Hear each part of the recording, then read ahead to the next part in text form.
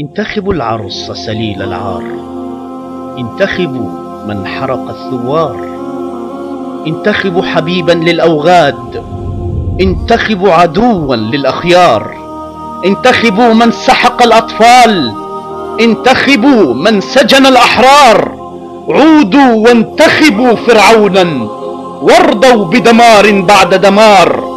فرعون بأرضكم استعلى وبشعبه آلهة قد صار. يا مصر شبابك قد ملوا من حكم العسكر والفجار، لن يرضى شبابك إرهابا من صنع الشرطة والأشرار، لن يخشى رجالك تقتيلا، لن تخشى نساؤك صوت النار، لن يرضى العيش بإذلال قوم كسروا قيد الأسوار. هي حكمة تاريخ كتبت، فاسمع ما جاء من الأخبار في بيت قصيد تحفظه وتخلده بين الأشعار.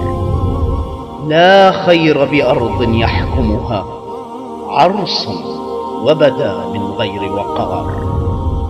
انتخبوا. واسم أو هاشتاج من كلمتين ينتشر كالنار في الهشيم.